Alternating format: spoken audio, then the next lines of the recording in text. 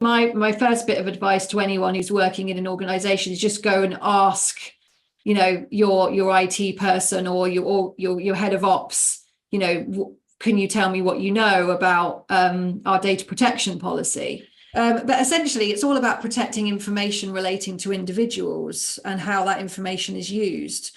So the Information Commissioner's Office requires every organisation, no matter how small, to register if they are using customer data or using personal data. And that's just something that is required, and I think it's about £40 a year. And there are many of our clients that we've asked and they haven't actually registered. So I think that's interesting in itself, that, as you say, Pen, you know, not many organizations know about the requirement. The second one is to consider the mailing preference service and the telephone preference service. These are opt-in services that companies and individuals can join to say, I don't want to get any phone calls, or I don't want to get any mailing. And it's specifically related to kind of cold, you know, unsolicited, I suppose, approaches.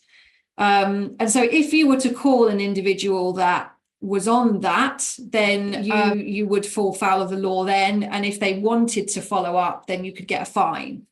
So there's something that we use, it's called Selector Base, and it's like a TPS checker on your behalf.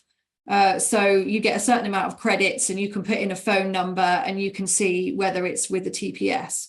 And so what we always make sure we do is, before we call anybody, we put them through the TPS checker to check that they're not. And then, again, data hygiene, marking it on the database, do not call, or TPS registered, or whatever you might need to put in, because then, you know, no one else will do it as well.